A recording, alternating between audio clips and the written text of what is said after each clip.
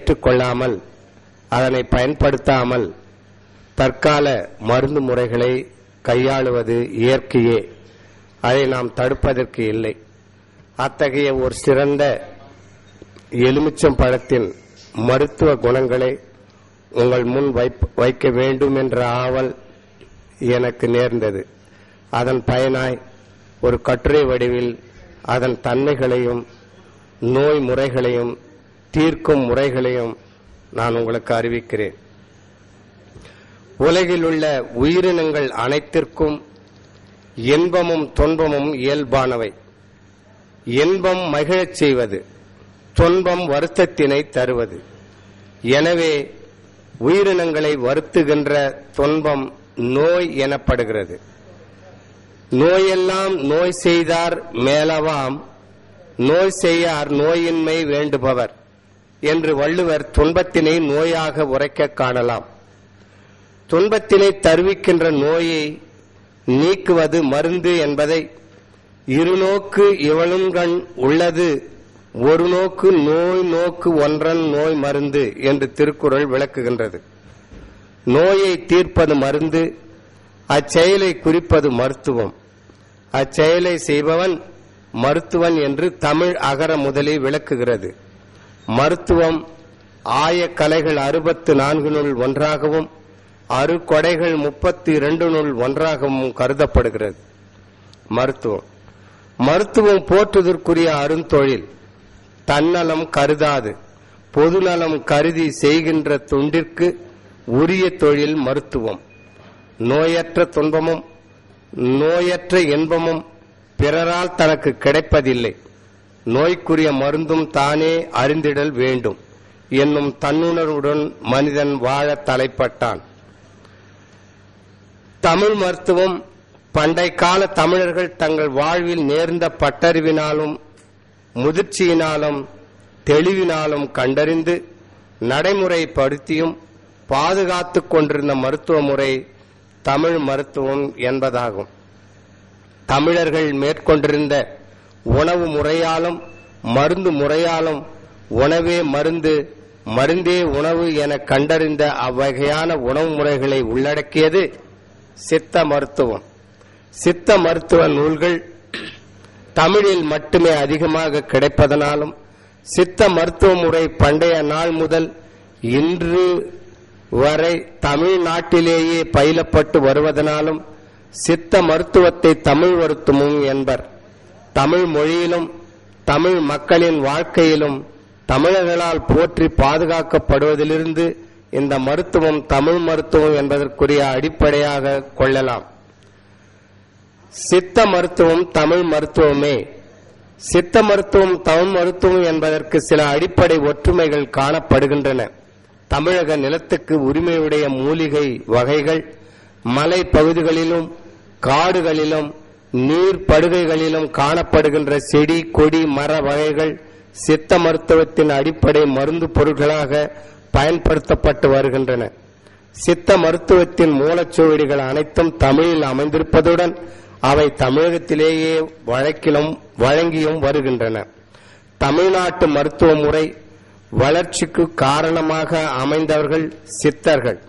அவர்கள் தங்கள் மரத்தின் ஆற்றலை வளர்த்துக் கொண்டு அந்த ஆற்றலின் பயனால் உருவாக்கும் எனும் முறைகளால் மருத்துவத்தை வளர்த்தனர் என்பதனால் சித்த மருத்துவம் என பெயர் கொள்ளலாயிற்று. இயற்கை மருத்துவ முறைகளோடு மூலிகை மருத்துவம், யோகாசன முறை மருத்துவம், வாத முறை மருத்துவம், கற்ப முறை மருத்துவம், வர்ம முறை மருத்துவம் ஆகிய முறைகள் அனைத்தும் தமிழ்நாட்டவரால் உருவாக்கப்பட்டு தமிழ்நாட்டவரால் பாதுகாக்கப்பட்டு வருகின்றன என்பதை சித்த மருத்துவமே. தமிழ் மருத்துவம் என்பதால் அடிப்படையான சான்றுகளாக இதை கொள்ளலாம். தமிழ் மருத்துவத்தின் சிறப்புகள்.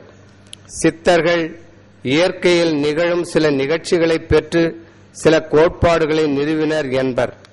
நவீன அறிஞர்கள் ஒரு கோட்பாட்டை அல்லது ஒரு வரையறை எடுத்துக்கொண்டு அதற்கான சோதனைகள் செய்து முடிவில் நிகழ்ச்சிகளை பெற்று உண்மை என்பதை உறுதி செய்கின்றனர்.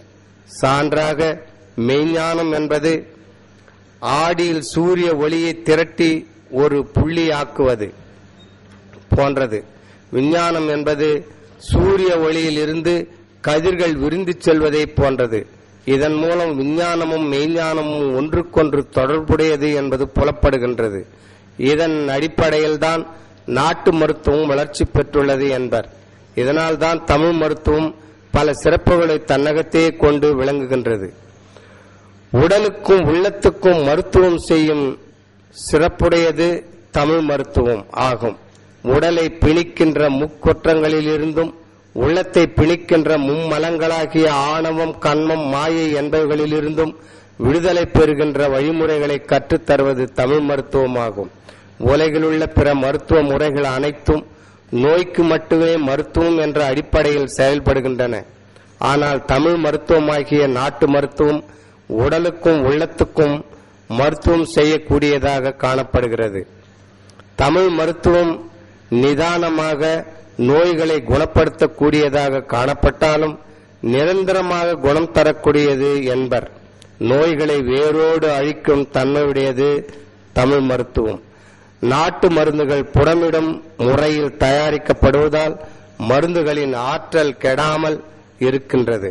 பக்க விளைவுகளை ஏற்படுத்தாத இயற்கை பொருட்களால் மருந்துகள் தயாரிக்கப்படுகிறது. இலக்கணம் பரம ஔடதம் என்ற கூற்றினால் பட்டினி இருத்தலே சில வகை நோய்களை குணப்படுத்தும் மருந்தாக பயன்படுகின்ற தன்மையை நாட்டு மருத்துவத்தில் காண முடியும்.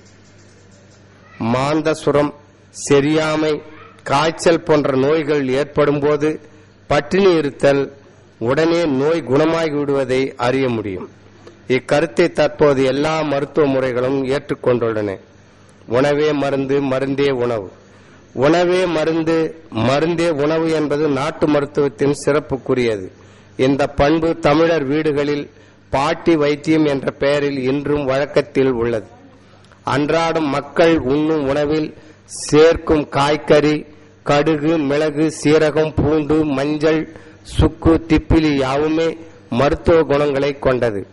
மிளகு உணவில் உள்ள நஞ்சினை நீக்கும், சீரகம் பித்தத்தை போக்கும், வெள்ளைப்பூண்டு கொழுப்பை குறைக்கின்றது, கடுகு உயிர்ப்பாற்றலை அழிக்கும், மஞ்சள் கிருமி நாசினியாக பயன்படும், சுக்கும் திப்பிலியும் உடலில் கழிவுகளை வெளியேற்றும் தன்மை வாய்ந்தவை.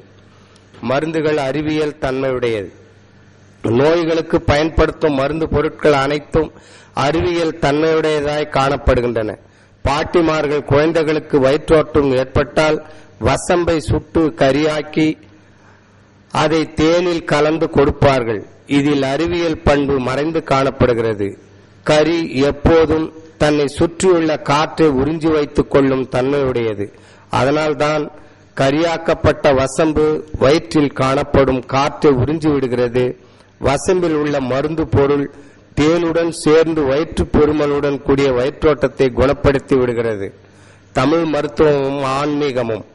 தமிழ் மருத்துவர்கள் மருத்துவத்துறையை ஆன்மீகத்துடன் சமய சடங்குகளுடனும் தொடர்புபடுத்தி உள்ளார்கள்.